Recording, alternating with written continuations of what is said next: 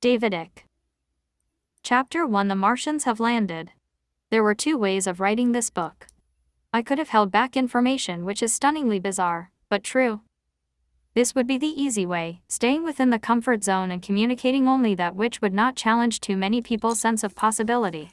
Or I could treat the readers like fully formed, fully connected, multidimensional, adult human beings and communicate all the relevant information, including some which will stretch their sense of reality to breaking point. As always, I have chosen the latter. It is not for me to edit information for the readers, it is for the readers to edit the information for themselves. How arrogant and patronizing to think that I should keep information back from people because they're not ready for it. Who am I to decide that? And how can I know if they are ready for it unless they hear it, and can therefore decide for themselves?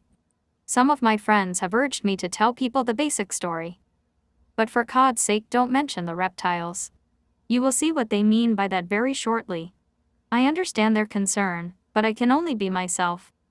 And I have to tell all that I know and not only that which maintains the comfort zone. That's just me, the way I am. Of course, the theme of the book will attract ridicule from those with a vision of possibility the size of a pea and, naturally, from those who know it to be true and don't want the public to believe it. But so what? Who cares? I don't, as Candy said, even if you are in a minority of one, the truth is still the truth. So here's the story, punches unpulled. In summary, a race of interbreeding bloodlines, a race within a race in fact, were centered in the Middle and Near East in the ancient world and, over the thousands of years since, have expanded their power across the globe. A crucial aspect of this has been to create a network of mystery schools and secret societies to covertly introduce their agenda while, at the same time, creating institutions like religions to mentally and emotionally imprison the masses and set them at war with each other. The hierarchy of this tribe of bloodlines is not exclusively male and some of its key positions are held by women. But in terms of numbers it is overwhelmingly male and I will therefore refer to this group as the Brotherhood. Even more accurately, given the importance of ancient Babylon to this story, I will also call it the Babylonian Brotherhood. The plan they term their create work of ages, I will call the Brotherhood Agenda. The present magnitude of Brotherhood control did not happen in a few years, even a few decades or centuries, it can be traced back thousands of years. The structures of today's institutions in government, banking, business, military and the media have not been infiltrated by this force, they were created by them from the start. The Brotherhood Agenda is, in truth, the agenda of many millennia. It is the unfolding of a plan, piece by piece, for the centralized control of the planet. The bloodline hierarchy at the top of the human pyramid of control and suppression passes the baton across the generations, mostly sons following fathers. The children of these family lines who are chosen to inherit the baton are brought up from birth to understand the agenda and the methods of manipulating the great work into reality. Advancing the agenda becomes their indoctrinated mission from very early in their lives. By the time their turn comes to join the Brotherhood hierarchy and carry the baton into the next generation, their upbringing has molded them into highly imbalanced people. They are intellectually very sharp, but with a compassion bypass and an arrogance that they have the right to rule the world and control the ignorant masses who they view as inferior. Any Brotherhood children who threaten to challenge or reject that mold are pushed aside or dealt with in other ways to ensure that only safe people make it to the upper levels of the pyramid and the highly secret and advanced knowledge that is held there. Some of these bloodlines can be named. The British House of Windsor is one of them, so are the Rothschilds, the European royalty and aristocracy, the Rockefellers, and the rest of the so-called Eastern establishment of the United States which produces the American presidents, business leaders, bankers and administrators. But at the very top, the cabal which controls the human race operates from the shadows outside the public domain. Any group which is so imbalanced as to covet the complete control of the planet will be warring within itself as different factions seek the ultimate control. This is certainly true of the Brotherhood. There is tremendous internal strife, conflict and competition. One researcher described them as a gang of bank robbers who all agree on the job, but then argue over how the spoils will be divided. That is an excellent description, and through history different factions have gone to war with each other for dominance. In the end, however, they are united in their desire to see the plan implemented and at the key moments they overwhelmingly join forces to advance the agenda when it comes under challenge. You will probably have to go back hundreds of thousands of years to find the starting point of this story of human manipulation and of the family lines which orchestrate the great work. The more I have researched this over the years, the more obvious it has become to me that the origin of the bloodlines and the plan for the takeover of the Earth goes off-planet to a race or races from other spheres or dimensions of evolution. Extraterrestrial, as we call them. If you doubt the existence of extraterrestrial life, then consider this for a moment. Our Sun is only one of some 100 billion stars in this galaxy alone. Sir Francis Crick, the Nobel laureate, says there are an estimated 100 billion galaxies in our universe, and he believes there are at least 1 million planets in our galaxy that could support life as we know it. Think of what the figure might be for the entire universe, even before we start looking at other dimensions of existence beyond the frequency range of our physical senses. If you traveled at the speed of light, 186,000 miles per second, it would take you 4.3 years to reach the nearest star to this solar system. It says much for humanity's level of indoctrination that to speak of extraterrestrial life is to appear cranky, yet to dismiss it and suggest that life has only emerged on this one tiny planet is considered credible. You only have to consider the amazing structures that abounded in the ancient world to see that an advanced race existed then. We are told that only people primitive in comparison to modern humans lived in these times, but that is patently ludicrous. Like most official thinking, the historical and archaeological establishment makes up its own stories, calls them proven facts, and simply ignores the overwhelming evidence that they are wrong. The idea is not to educate, but to indoctrinate. Anyone who doesn't conform to the official line of history is isolated by their fellow historians and archaeologists who either know their jobs, reputations and funding are safer when they stick to the official version, or, frankly, they cannot see beyond the end of their noses. The same can be said of most people in the teaching and intellectual professions. All over the planet are fantastic structures built thousands of years ago which could only have been created with technology as good as, often even better than, we have today. At Baalbek, northeast of Beirut in the Lebanon, 3 massive chunks of stone, each weighing 800 tons, were moved at least a third of a mile and positioned high up in a wall. This was done thousands of years BC. Another block nearby weighs 1,000 tons, the weight of 3 jumbo jets. How was this possible? Official history does not wish to address such questions because of where it might lead. Can you imagine ringing a builder today and asking him to do that? You want me to do what? He would say, you're crazy. In Peru are the mysterious Nazca lines.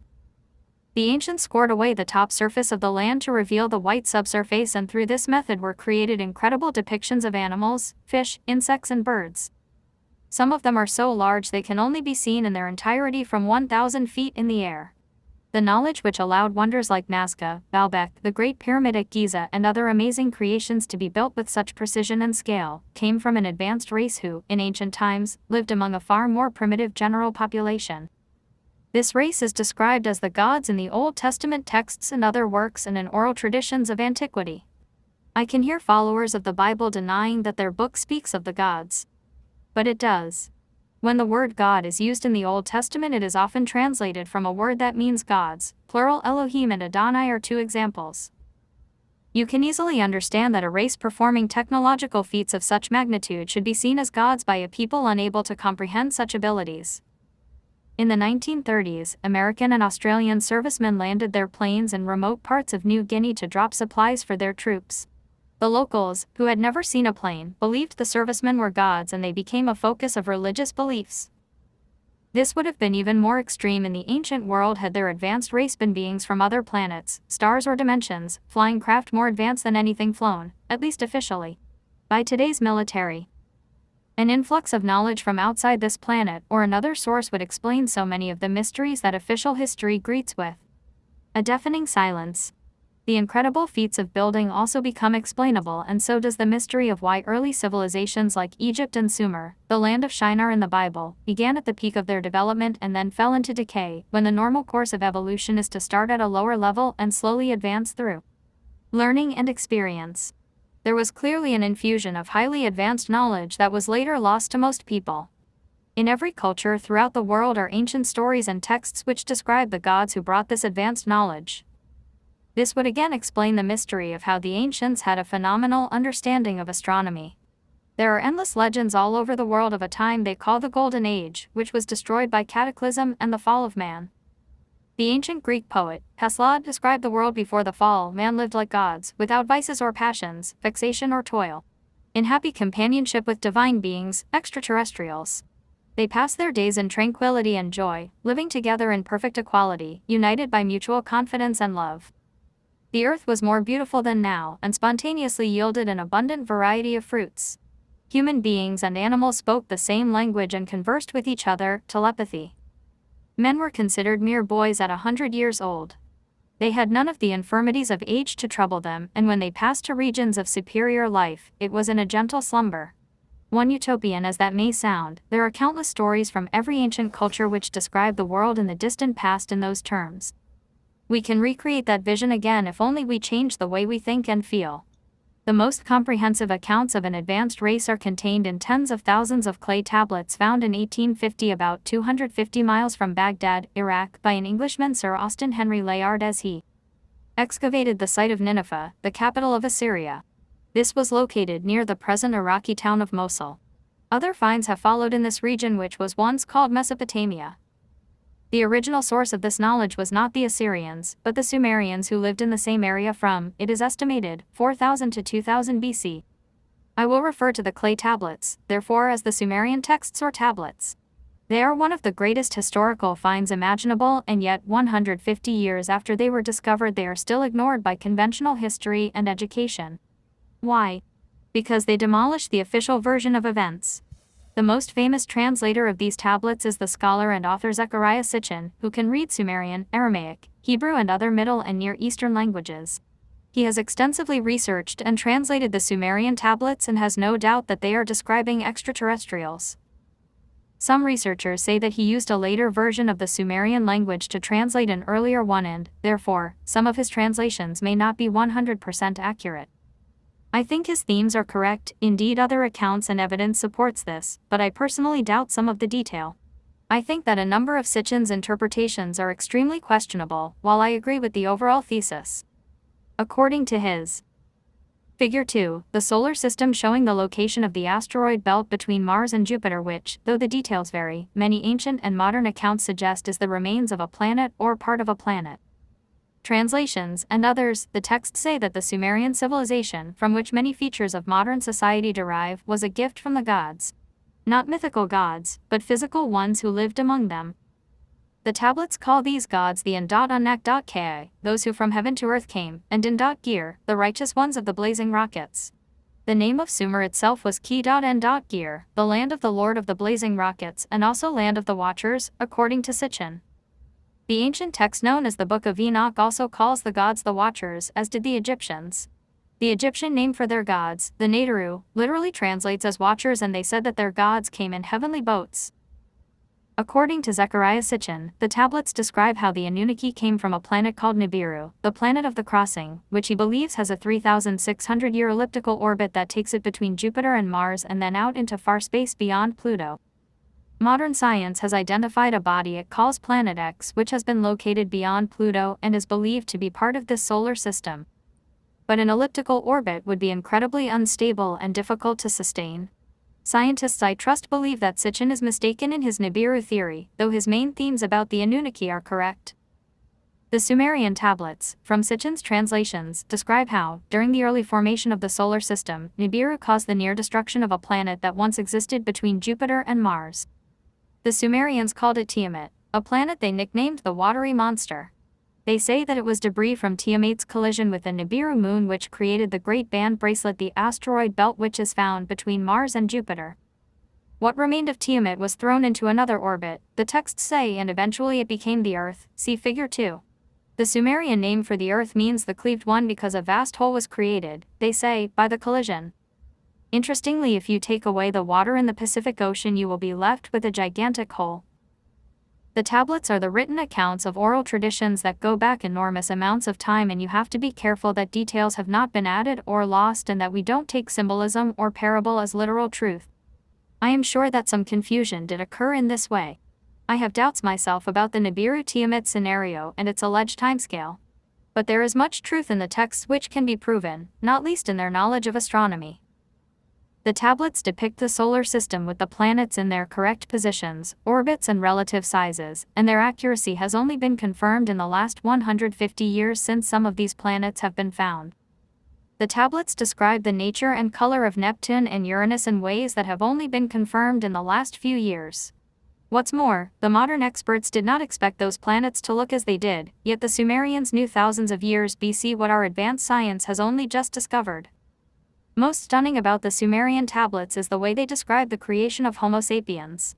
Sitchin says the Anunnaki came to the Earth an estimated 450,000 years ago to mine gold in what is now Africa.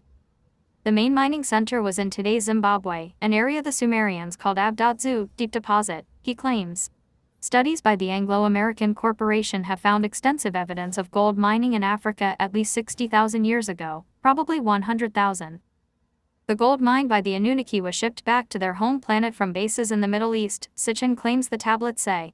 I think there is much more to know about this gold mining business, and I don't believe that was the main reason they came here, if indeed it was a reason at all. At first the gold mining was done by the Anunnaki version of their working classes, Sitchin says, but eventually there was a rebellion by the miners and the Anunnaki royal elite decided to create a new slave race to do the work. The tablets describe how the genes of the Anunnaki and those of the native humans were combined in a test tube to create the updated human capable of doing the tasks the Anunnaki required. The idea of test tube babies would have sounded ridiculous when the tablets were found in 1850, but that is precisely what scientists are now able to do. Again and again modern research supports the themes of the Sumerian tablets. For instance, there was a sudden and so far unexplained upgrade of the human physical form around 200,000 years ago.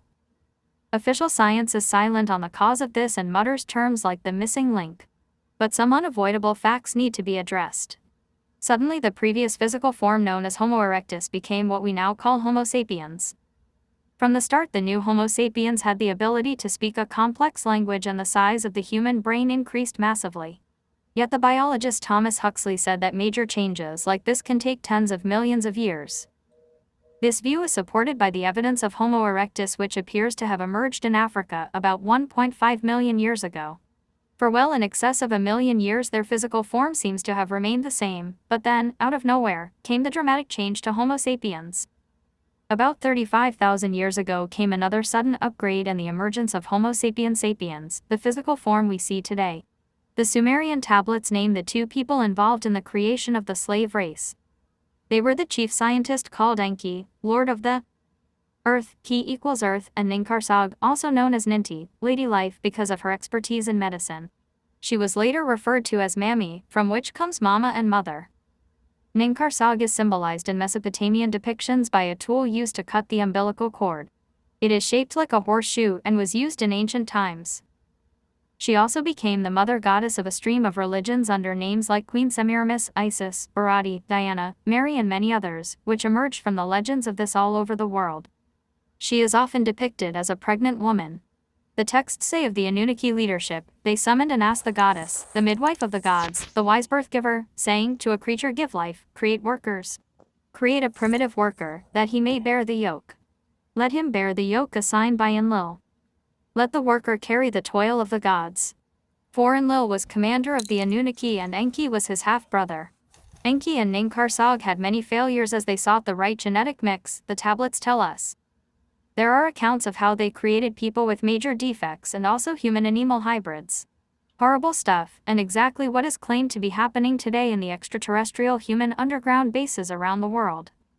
The story of Frankenstein, the man created in a laboratory, could be symbolic of these events. It was written by Mary Shelley, the wife of the famous poet. He and she were high initiates of the secret society network which has hoarded and suppressed this knowledge since ancient times. The tablets say that Enki and Ninkarsag eventually found the right mix which became the first Homo sapiens, a being the Sumerians called a Lu.Lu, one who has been mixed. This is the biblical Adam. Lu.Lu was a genetic hybrid, the fusing of Homo erectus with the genes of the gods to create a slave, a human worker bee, some 200,000 to 300,000 years ago. A female version was also created. The Sumerian name for human was Lu, the root meaning of which is worker or servant, and it was also used to imply domesticated animals. This is what the human race has been ever since. The Anunnaki have been overtly and now covertly ruling the planet for thousands of years. The mistranslation of the Bible and symbolic language taken literally has devastated the original meaning and given us a fantasy story. Genesis and Exodus were written by the Hebrew priestly class, the Levites, after they were taken to Babylon from around 586 BC. Babylon was in the former lands of Sumer, and so the Babylonians, and therefore the Levalts, knew the Sumerian stories and accounts. It was from these records overwhelmingly that the Levalts compiled Genesis and Exodus. The source is obvious. The Sumerian tablets speak of Eden, the abode of the righteous ones. This connects with the Sumerian name for their gods, Dindot-Gir, the righteous ones of the rockets. So the Sumerians spoke of Eden, and Genesis speaks of the Garden of Eden. This was a center for the gods, the Anunnaki. The Sumerian tablets speak of King Sargon the Elder being found as a baby floating in a basket on the river and brought up by a royal family. Exodus speaks of Moses being found as a baby floating in a basket on the river by a royal princess, and how he was brought up by the Egyptian royal family. The list of such coincidences goes on and on. The Old Testament is a classic example of the religious recycling which has spawned all the religions. So when you are looking for the original meaning of Genesis and the story of Adam, you have to go back to the Sumerian accounts to see how the story has been doctored. Genesis says that God the gods created the first man, Adam, out of dust from the ground, and then used a rib of Adam to create Eve, the first woman. Zechariah Sitchin points out that the translation of dust from the ground comes from the Hebrew word tit, sorry mother, and this itself is derived from the Sumerian term, tit, which means that which is with life. Adam was not created from dust from the ground, but from that which is with life-living cells. The Sumerian term, ti, means both rib and life, and again the translators made the wrong choice. Eve, she who has life, was not created from a rib, but from that which has life-living cells. The human egg for the creation of the Lulu Adam came from a female in Abzu, Africa, according to the Sumerians, and modern fossil finds and anthropological research suggests that Homo sapiens did indeed come out of Africa. In the 1980s, Douglas Wallace of Emory University in Georgia compared the DNA, the blueprint for physical life, of 800 women and concluded that it came from a single female ancestor. Wesley Brown of the University of Michigan said, after examining the DNA of 21 women of different genetic backgrounds from around the world, that they all originated from a single source who had lived in Africa between 180,000 and 300,000 years ago. Registered sign Rebecca Ken of the University of California at Berkeley did the same with 147 women of diverse racial and geographical backgrounds, and she said their common genetic inheritance came from a single ancestor between 150,000 and 300,000 years ago. Another study of 150 American women from genetic lines going back to Europe, Africa and the Middle East, together with Aborigines from Australia and New Guinea, concluded that they had the same female ancestor who lived in Africa between 140,000 and 290,000 years ago. Registered sign Personally, I think the human race was seeded by many sources, not just the Anunnaki. The Sumerian tablets and later Akkadian stories give the names and hierarchy of the Anunnaki. They call the Father of the gods, In, a word that means heaven. Our Father who art in heaven. In, or Anu to the Akkadians, stayed mostly in heaven with his wife, Antu, and he made only rare visits to the planet they called Iridat-Du, home in the faraway Belt, a word which evolved into Earth. Or at least that is the Zechariah Sitchin translation. The descriptions could also imply that Anu stayed mostly in the high mountains of the Near East where the Garden of Eden, the place of the gods, is reckoned on good evidence to have been, and he made only rare visits to the plains of Sumer. A Sumerian city was called Eridu. Anu sent 2 sons to develop and rule the earth, the tablets say. They were Enki, the guy they say created Homo sapiens, and his half-brother Enlil. These 2 would later become great rivals for ultimate control of the planet. Enki, the firstborn of Anu, was subordinate to Enlil because of the Anunnaki's obsession with genetic purity.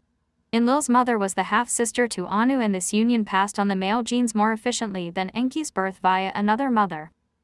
Later the tablets describe how the Anunnaki created bloodlines to rule humanity on their behalf, and these, I suggest, are the families still in control of the world to this day. The Sumerian tablets describe how kingship was granted to humanity by the Anunnaki, and it was originally known as Anuship after An or Anu, the ruler of the gods. The Brotherhood families are obsessed with bloodlines and genetic inheritance, and they interbreed without regard for love. The royal families, and aristocracy of Europe and the so-called Eastern establishment families in the United States are obvious examples of this. They are of the same tribe and genetically related. This is why the Brotherhood families have always been obsessed with interbreeding, just as the Sumerian tablets describe the Anunnaki. They are not interbreeding through snobbery, but to hold a genetic structure which gives them certain abilities, especially the ability to shape-shift and manifest in other forms.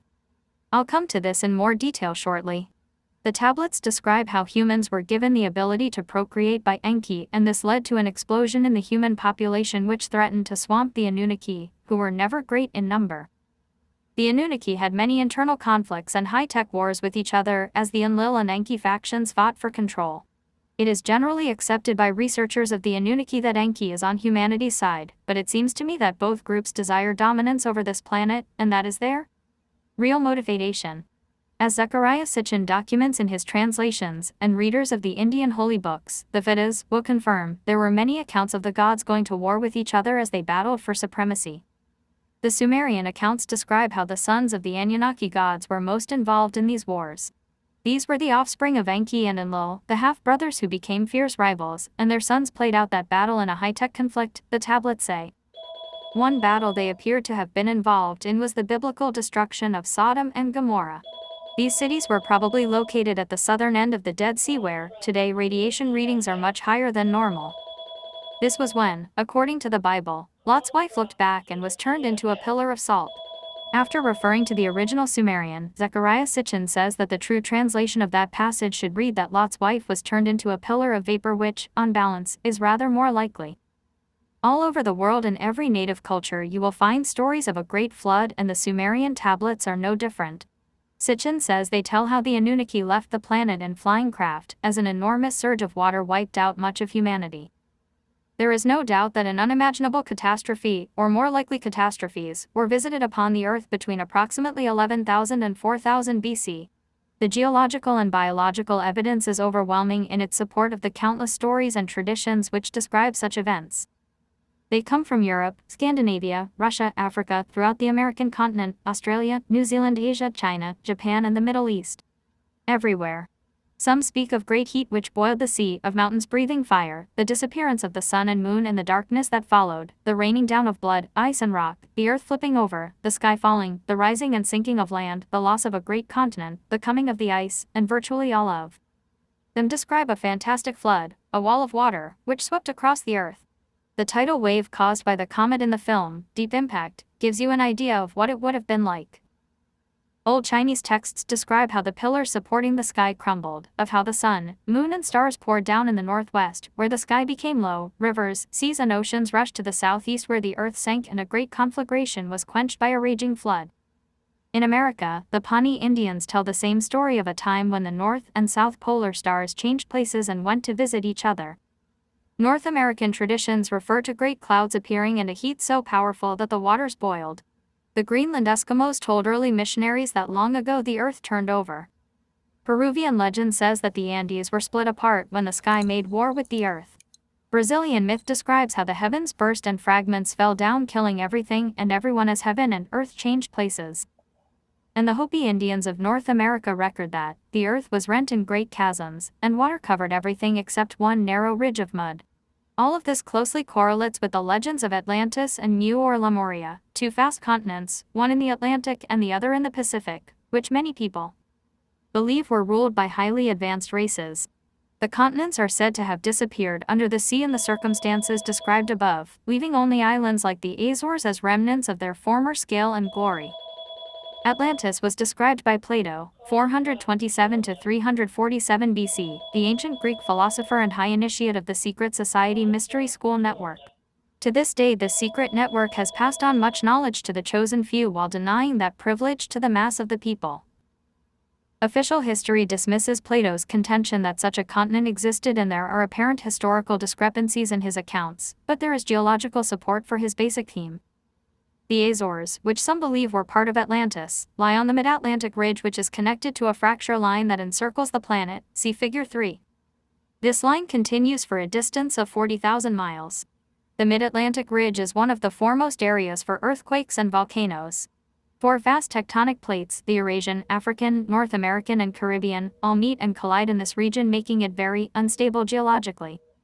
Both the Azores and the Canary Islands, named after dogs canine and not canaries, were subject to widespread volcanic activity in the time period Plato suggested for the end of Atlantis. Tashelite lava disintegrates in seawater within 15,000 years, and yet it is still found on the seabed around the Azores, confirming geologically recent upheavals. Other evidence, including beach sand gathered from depths of 10,500 to 18,440 feet, reveals that the seabed in this region must have been, again geologically recently, above sea level. The oceanographer, Maurice Ewing, wrote in National Geographic magazine that either the land must have sunk 2 or 3 miles, or the sea must once have been 2 or 3 miles lower than now. TJS, $% on a SAOC, nay, to foreign KT Arnai, for Nuvendian Pata Atlanti Bat KT Basin IO 3 ZSL equals sin, E plus EANARSFIYE equals KFGF. LLEAS $1 EA CAD PIN $5 O FN 7G 42 TOS DY, EA Bear Riza AFHM XX Raya Pro Y8. 8 Mir 2 Cia Aces E, Na Figure 3, the Mid-Atlantic Ridge, the center of earthquake and volcanic activity in the area of the Atlantic Ocean where Plato apparently placed Atlantis. Either conclusion is startling. The geological and biological evidence also suggests that the widespread volcanic activity which caused the sinking of the land in the region of the Azores happened at the same time as the breakup and sinking of the land mass known as Appalachia, which connected what we now call Europe, North America, Iceland and Greenland. 3 Even their degree of submergence appear closely related. Similar evidence can be produced to support the view that the continent known as Mu or Lemuria now rests on the bed of the Pacific. The so-called Bermuda Triangle between Bermuda, southern Florida, and a point near the Antilles has long been associated with Atlantis. It is also an area steeped in legends of disappearing ships and aircraft. Submerged buildings, walls, roads and stone circles like Stonehenge, even what appear to be pyramids, have been located near Bimini, under the waters of the Bahama Banks and within the triangle. So have walls or roads creating intersecting lines. Some other facts that most people don't know. The Himalayas, the Alps and the Andes only reached anything like their present height around 11,000 years ago. Lake Titicaca on the Peru-Bolivia border is today the highest navigable lake in the world at some 12,500 feet. Around 11,000 years ago, much of that region was at sea level. Why are so many fish and other ocean fossils found high up in mountain ranges? Because those mountains were once at sea level. Recently, so in geological terms, too. There is increasing acceptance that the Earth has suffered some colossal geological upheavals. The debate, and often hostility, comes with the questions of when and why. These upheavals have obviously involved the solar system as a whole because every planet shows evidence of some cataclysmic events which have affected either its surface, atmosphere, speed and angle of orbit or rotation. I think the themes of the Sumerian tablets are correct, but I doubt some of their detail, not least because of the vast period that passed between 450,000 years ago when the Anunnaki are said to have arrived, and the time, only a few thousand years ago, when these accounts were written down. There was certainly an enormous cataclysm on the Earth around 11,000 BC which destroyed the advanced civilizations of the high-tech Golden Age, and that date of 13,000 years ago is highly significant and very relevant to the time we are living through now. Just as the planets of the solar system revolve around the Sun, so the solar system revolves around the center of the galaxy, or this part of it at least. This central sun or galactic sun is sometimes referred to as the black sun. It takes about 26,000 years for the solar system to complete a circuit of the galactic center, and this is known in the Indian culture as a yuga. For half of that 26,000 years the Earth is tilted towards the black sun, the light source, and for the second 13,000 years it is tilted away, some researchers believe. These cycles are therefore very different as the planet is bathed in positive light for 13,000 years and then moves into the darkness for the next 13,000. This fundamentally affects the energy in which we all live. Interestingly, it was 13,000 years ago that the Golden Age would appear to have concluded in cataclysm and conflict, and today, with the 13,000-year cycle of darkness reaching its conclusion, there is a rapid global spiritual awakening and incredible events await us in the next few years. We are entering the light again. So there was a fantastic cataclysm around 13,000 years ago which brought an end to the high-tech civilizations of the Golden Age. But was it the only one? The evidence suggests not. A friend of mine in California, Brian Desborough, is a researcher and scientist I have great respect for. He has been involved in aerospace research and has been employed in this and other scientific research by many companies. Brian is a feet-in-the-ground guy who looks at all the evidence and goes where it, rather than convention, takes him. He has compiled some highly detailed and compelling information about the ancient world and its connection to the Brotherhood manipulation of today. While he worked for a major United States corporation in the 1960s, their physicists completed their own independent studies which suggested that about 4800 BC a huge body, which we now know as Jupiter, careered into our solar system. The outer planets were thrown into disarray and Jupiter eventually crashed into a planet which orbited between the present Jupiter and Mars. The physicists said the remains of this planet became the asteroid belt and that part of Jupiter broke away to become what we now call Venus. As Venus, then a vast chunk of matter, was projected into space, it destroyed the atmosphere and life of Mars before it was caught by the Earth's gravitational field, the study claimed. Venus made several orbits of the Earth before its momentum hurled it into its current position in the solar system. It was those orbits, the physicists said, that brought devastation and a tidal wave about 4800 BC. They believed, as Brian Desborough does, that before this time Mars orbited where the Earth is now and the Earth was much closer to the Sun. The brilliant light of Venus as it passed close to the Earth may have led to the idea of Lucifer, the light bringer. The most ancient Mesopotamian and Central American records do not include Venus in their planetary accounts, only later does it appear. There was an obsession with Venus in many cultures, with human sacrifices being made to it. The unofficial study by the physicists has never been published, but let us consider the evidence for some of its claims. When you sprinkle particles on a vibrating plate, you can recreate the planetary orbits of the solar system. When vibratory waves moving outward from the plate's center meet waves moving in the other direction, a so-called standing wave is formed as the two collide. This causes the particles to build up and create a series of concentric circles. These will be equally spaced if single frequencies collide with each other, but if, as with the solar system, a spectrum of frequencies are involved, the circles will be unequally spaced in accordance with the vibrational pressures. Place an object on these vibrating circles of particles and it will begin to orbit the center of the plate, carried by the energy flow caused by the vibrational interactions. Heavier objects placed anywhere on the plate will be drawn to one of these concentric circles and these objects will themselves form wave patterns around themselves which will attract lighter objects to them. In our solar system, the most powerful waves are being emitted from the center by the Sun, obviously, because that represents 99% of the matter in the solar system. These waves from the Sun interact with other cosmic waves, so forming a series of standing waves which, in turn, form concentric circles or vibrational fields orbiting the Sun. The heaviest bodies, the planets, are caught in these circles and thus orbit the Sun. The planets also create less powerful wave circles around themselves and these can attract lighter bodies which orbit them. The Moon orbiting the Earth is an example of this. So anything that would disturb this harmony of vibrational interaction would affect these concentric circles of energy and, if this was powerful enough, change the orbit of planets. What the physicists say happened with Jupiter and Venus would certainly be powerful enough to do this. These circles of standing waves exist around the Sun in relation to the vibrational pressures involved, and they do not need a planet to exist. They exist anyway, and a planetary body merely locks into them. Therefore, there are many more of these vibrational roadways in the solar system than there are planets, and if a planet or body is ejected from its orbit, it will eventually lock into another wave, another orbit, when its momentum slows enough to be captured.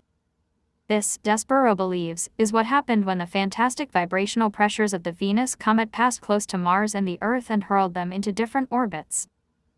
Venus would have been an ice-coated comet, Desborough says, and the ice would have disintegrated when Venus approached the Earth and reached a point known as the Roche limit registered sign. This is a vibrational safety device, if you like. When two bodies are on collision course, the one with the smallest mass starts to disintegrate at the Roche limit. In this case, the ice would have been projected from Venus's surface towards the Earth. Also, as it entered the so-called Van Allen belt, which absorbs much of the dangerous radiation from the Sun, the ice would have been ionized, magnetized, and therefore attracted to the Earth's magnetic poles. Billions of tons of ice, cooled to -273 degrees centigrade, would have fallen on the polar regions, flash freezing everything in little more than an instant degree. This, at last, would explain the mystery of the mammoths found frozen where they stood. The mammoth, contrary to belief, was not a cold region animal, but one which lived in temperate grasslands. Somehow those temperate regions were frozen in a moment. Some mammoths have been found frozen in the middle of eating. There you are munching away, and the next thing you know you're an ice lolly. If this ionized ice did rain down from Venus, the biggest buildup would have been nearest to the magnetic poles because they would have had the most powerful attraction. Again, that is the case. The ice mass in the polar regions is greater at the poles than at the periphery, and yet there is less snow and rain at the poles to create such a buildup. The Venus scenario explains this. In the Book of Job, which is believed to be an Arab work much older than the rest of the Bible, the question is asked, whence cometh the ice? I would say we could have the answer. This further explains how the ancients could have had maps of what the North and South Poles looked like before the ice was there. The poles were ice-free until about 7,000 years ago. There was no ice age as officially suggested. It's another illusion. When you look at the evidence that official science presents to support the conventional idea of an ice age and the way this evidence is fundamentally contradicted by the provable facts, it is astonishing how such nonsense could become conventional truth in the first place before this incredible cataclysm, and or one of the others. The Earth had a uniform tropical climate, as fossilized plants have shown. This would have been changed not only by the arrival of the ice on the surface, but also by the destruction of a canopy of water vapor around the Earth, as described in Genesis and other ancient texts. This canopy would have ensured a uniform tropical climate everywhere, but suddenly it was gone. The dramatic change in temperature at the poles would have collided with the warm air and caused devastating winds, exactly as described by Chinese folklore. The physicists said that the pressures created by the orbits of Venus around the Earth would have produced a 10,000-foot tidal wave in the oceans, and this again fits with the evidence that agriculture began at altitudes of 10,000 feet and higher.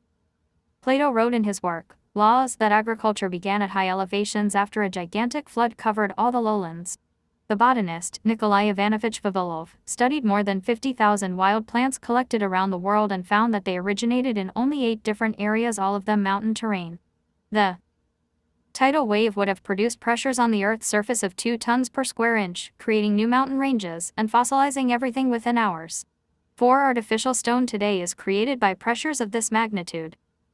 Intact trees have been found fossilized, and that would be impossible unless it happened in an instant, because the tree would normally have disintegrated before it could be fossilized over a long period of time. In fact, fossils of this kind are not forming today. They are the result of the cataclysmic events here described, Desborough says. The Russian Jewish psychiatrist and writer Immanuel Velikovsky caused outrage among the scientific establishment in the 1950s by suggesting that the Earth had been through enormous upheavals when Venus, which was then, he said, a comet, careered through this part of the solar system before settling into its present orbit. When Venus was photographed by the Mariner 10 mission, many of Velikovsky's descriptions proved correct, including what appeared to be the remnants of a comet-like tail. The Mariner 9 pictures of Mars also supported some of Velikovsky's theories. He said that the comet Venus had collided with Mars as it careered through the solar system. Velikovsky's time for these events was about 1500 BC. Different researchers dismiss each other's findings because they suggest very different periods for major upheavals, when in truth there were almost certainly a number of cataclysms in that window of 11,000 to 1500 BC, and even more recently. The study by the physicists also said that Mars was devastated by these events involving Venus. They felt Mars was thrown out of orbit and followed a highly unstable elliptical orbit which took it between the Earth and the Moon every 56 years. The last of these passes appears to have been about 1500 BC, when the great volcano exploded on the Greek island of Santorini, and the Minoan civilization on Crete passed into history. In this same period of 1600 to 1500 BC, ocean levels dropped about 20%, glacial lakes formed in California, and this was most likely the time when the vast lake in the fertile Sahara was emptied and the desert we see today began to be formed. Eventually, Mars settled into its present orbit, but by then life on its surface had been obliterated. Yet again, the evidence on Mars supports all this. The Mars Pathfinder mission found that Martian rocks lack sufficient erosion to have been on the surface for more than 10,000 years. Brian Desborough believes, like the physicists he knew and worked with, that the Earth was once much nearer the Sun than it is today, and that Mars orbited where the Earth now resides. If, as is claimed, the deep canyons on Mars's surface were caused by massive torrents of water, there had to have been a warmer climate on Mars, because today it is so cold that water would freeze instantly, and the near-vacuum atmosphere would make the water instantly vaporized. Desborough says that the Earth's closer proximity to the Sun demanded that the first Earth humans were the black races with the pigmentation to cope with the much fiercer rays of the Sun. Ancient skeletons found near Stonehenge in England and along the west coast of France display the nasal and spinal characteristics of many female Africans. Desborough says that Mars, then with a climate very much like ours, had a white race before the Venus cataclysm. His research has convinced him that the white Martians built the pyramids which have been recorded on Mars, and they went to war with an advanced black race to conquer the Earth. These wars, he says, are the wars of the gods described in endless ancient texts, not least the Hindu Vedas. Desborough adds that after the cataclysm, the white Martians who had settled on Earth were stranded here without their technology and with their home planet devastated. These white Martians, he says, became the white peoples of the Earth. Fascinatingly, some scientists claim that when white people are immersed in sensory deprivation tanks for long periods, their circadian rhythm has a frequency of 24 hours 40 minutes, which corresponds not to the rotational period of the Earth, but of Mars. This is not the case with non-white races who are in tune with the Earth's rotation. Desborough believes that these white Martians were the highly advanced race of the ancient world known as the Phoenicians or Aryans, and they began the long process of returning to their former technological power after the upheavals which destroyed the surface of their own planet and devastated this one. My own research supports this basic theme, although, like everyone seeking the truth of what happened, I have many questions.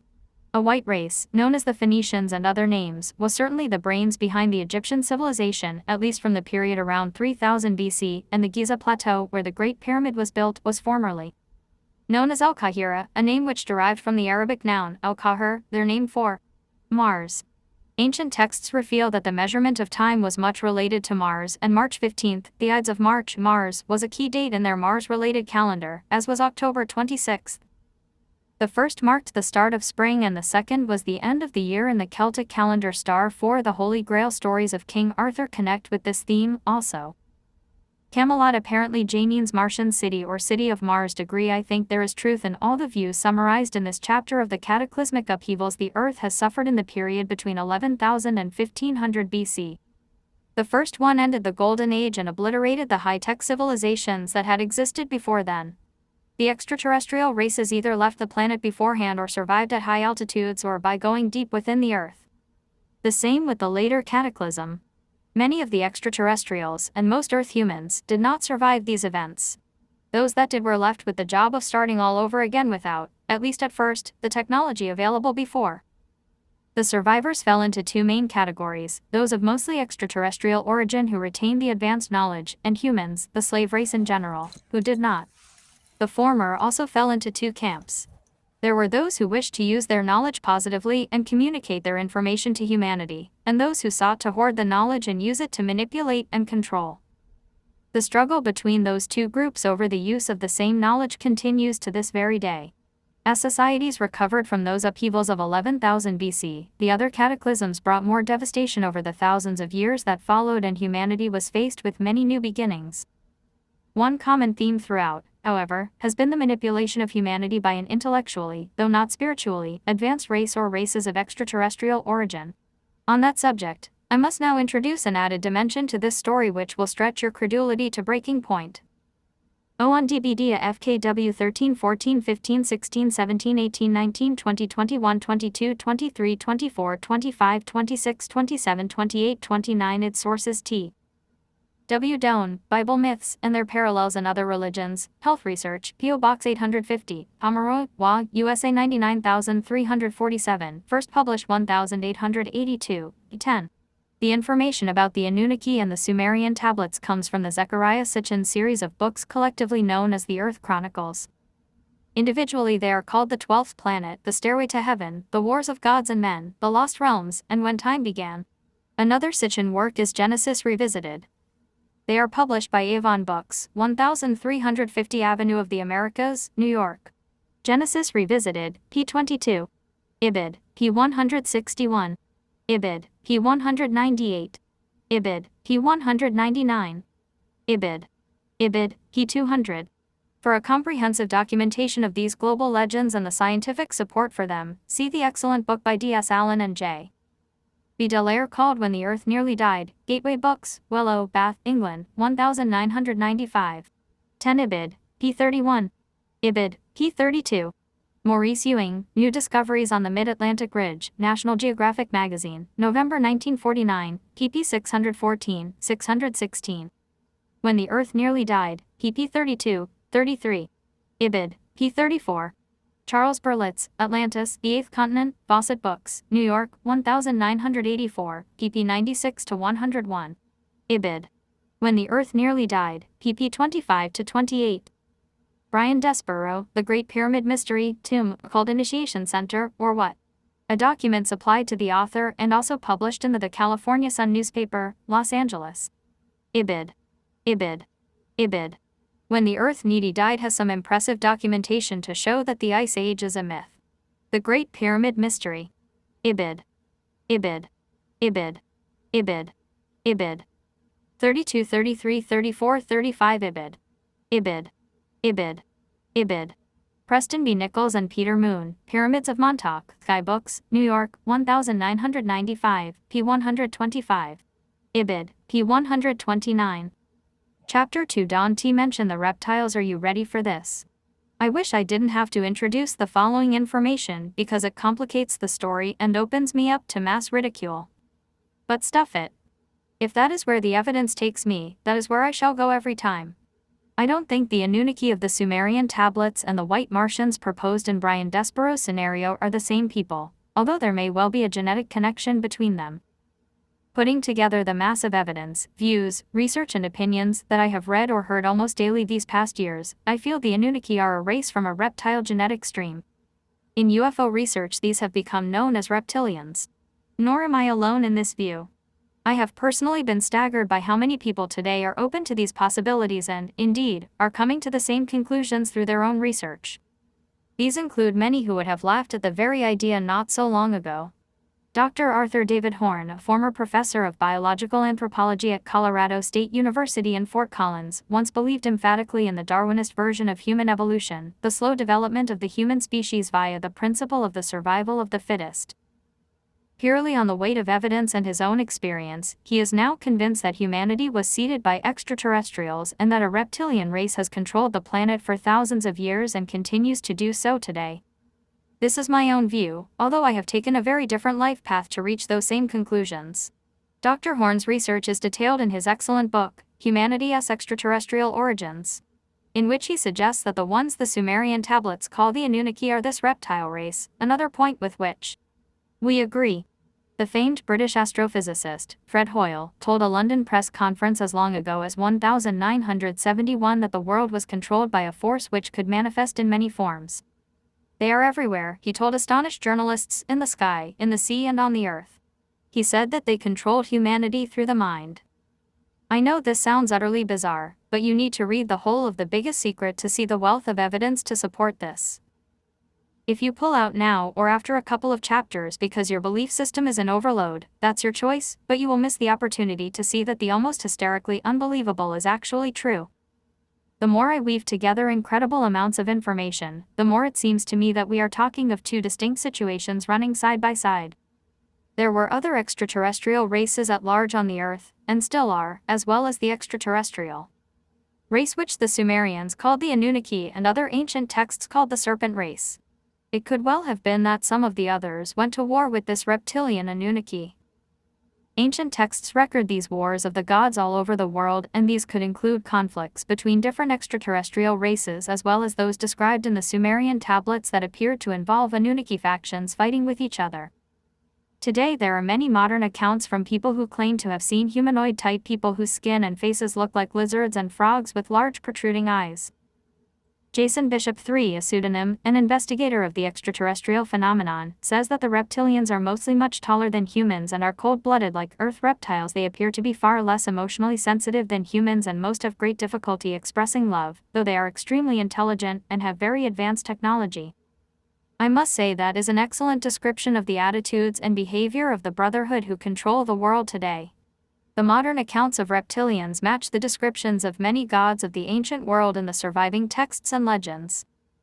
The Ubaid culture existed between 5000 and 4000 BC, even before Sumer, in what is now Iraq, and figurines of their gods are clear representations of reptile-like, lizard-like humanoids.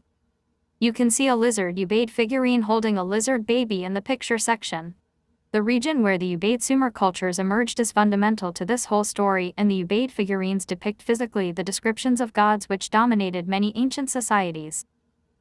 The Central American cultures had their winged serpent god, Quetzalcoatl, the Hopi Indians had the plumed serpent god, Baholinkinga, and the Native American culture is awash with serpent imagery, including the mysterious serpent-shaped mound in Ohio. The East Indians speak of the reptilian gods, the Nagas. These were a race of demons in Indian legend, and their name means those who do not walk, but creep. The Egyptians had their serpent god, Neph, and pharaohs were often pictured with serpents. The Phoenicians had Agathodaman, another serpent figure. The Voodoo people have a god they call Dambalawido, who is depicted as a serpent, and the Hebrews had Nakhustan, the brazen serpent.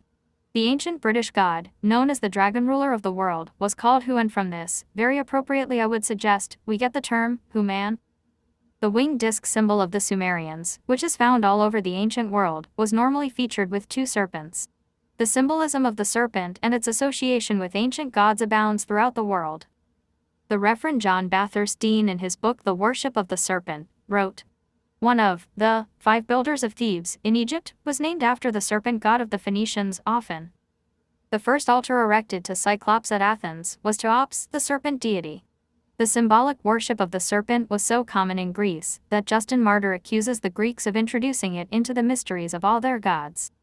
The Chinese are said to be superstitious in choosing a plot of ground to erect a dwelling house or sepulchre, conferring it with the head, tail, and feet of diverse dragons which live under the earth.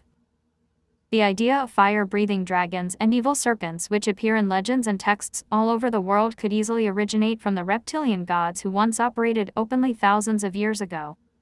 These were the serpent people of ancient texts, including the Bible, where the serpent is a regular theme. Of course, the serpent has been used to symbolize many things, and not every reference will be literally a reptile, certainly not. But many of them are. There is also a common theme of a sacred place being guarded by a serpent or dragon. We have the serpent in the Garden of Eden, and the serpent-dragon theme is global. The Persians spoke of a region of bliss and delight called Hedon, which was more beautiful than all the rest of the world. It was the original abode of the first men, they said, before they were tempted by the evil spirit, in the form of a serpent, to partake of the fruit of the forbidden tree.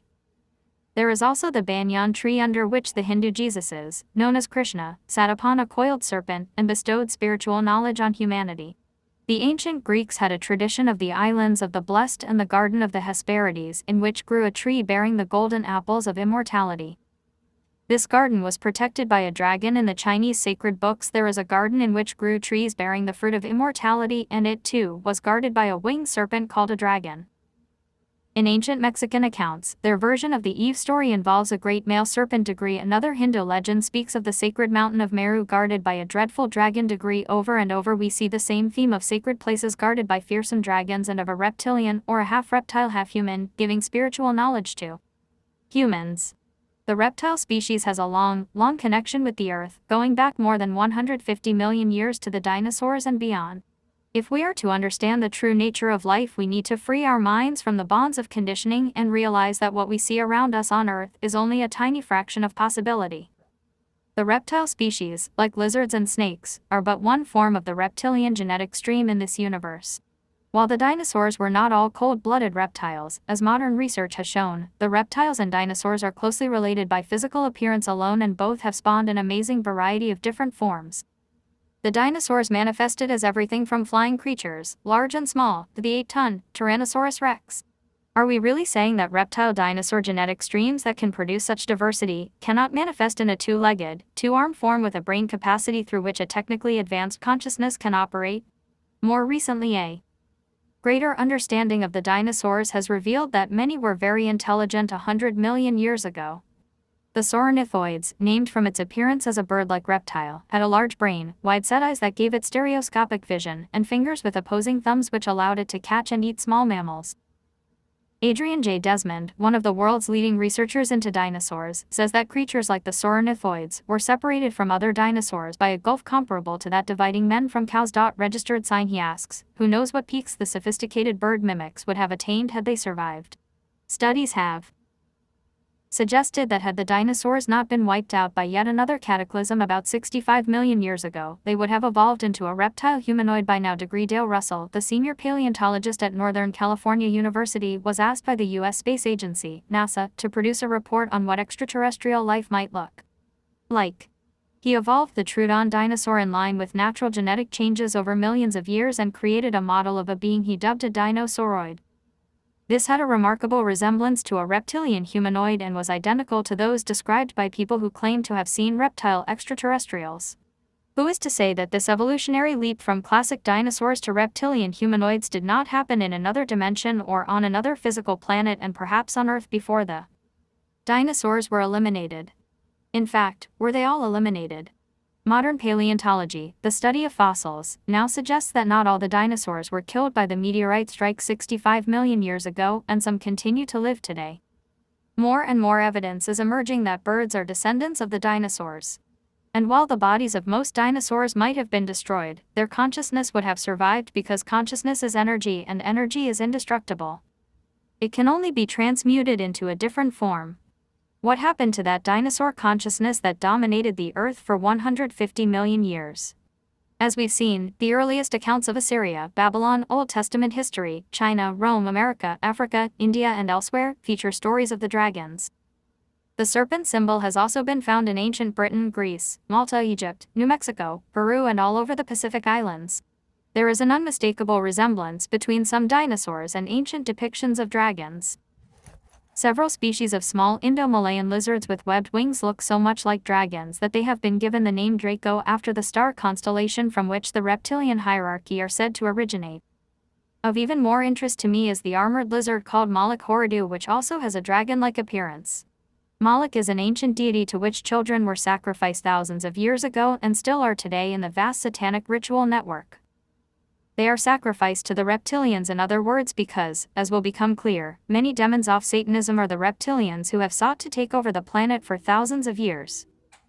Charles Gould, who has written extensively about dragons and reptiles, says, there is a lost species of lizard hibernating in carnivorous which had Draco-like wings and was protected by armor and spikes. He believes its habitat was the highlands of Central Asia and its disappearance coincided with the Great Flood, but there are still sightings of giant flying lizards in remote areas of the world, especially in Mexico, New Mexico and Arizona. Who are they and where do they come from? There are 3 suggested origins for the Anunnaki reptilian intervention in human affairs. 1. They are extraterrestrials. 2. They are interterrestrials who live within the Earth. 3. They manipulate humanity from another dimension by possessing human bodies. I think they are all true. Figure 4. The Draco dragon constellation to which so many ancient monuments appear to be aligned. Extraterrestrials. Researchers into the reptilian phenomenon conclude that at least some originate in the Draco star constellation. See Figure 4. The Draco system includes the star Thurbin, once the North Star, by which the Egyptian pyramids are orientated.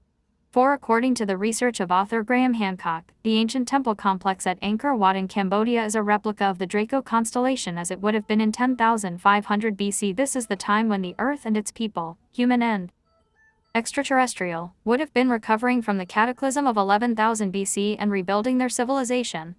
The author and researcher, Robert Bauval, says that the pyramids at Giza align with the stars on the belt of Orion as they would have been in 10,500 BC when Orion was at the lowest point in its cycle. The Orions are another extraterrestrial race operating on this planet, I understand. And Hancock and other researchers suggest that the lion-bodied Sphinx at Giza, which is believed to be far older than originally dated, would have directly faced the constellation of Leo the Lion at that same time, 10,500 BC. Research continues under the ocean off Japan into a fantastic structure which could also date to 10,500 BC at least. There are many who have questioned these findings, especially the synchronization of the Giza pyramids to Orion, but at the very least they have triggered an important area of investigation, even if they prove not to be accurate in every detail. After all, finding the truth, especially so far back, is hardly easy. It is certainly astonishing how the ancient structures and temples, of apparently unconnected societies all over the world, align with each other with fantastic astronomical, mathematical and geometrical precision. But then, these societies were not unconnected. As we shall see, they had the same origins. The temples at Angkor Wat are covered in reptilian images, a feature of all the ancient cultures, including the Egyptian, the Central American and the Indian. Professor Philip Callaghan, in his study of the surviving and mysterious round towers of Ireland, has said that they are positioned with remarkable synchronicity to the star constellations of the northern sky at the winter solstice. And the towers most perfectly align with the constellation of Draco. The head and eyes of the Draco Formation, as designed on the ground in Ireland, are, according to Callahan, located either side of Lough Neagh right in the centre of Northern Ireland.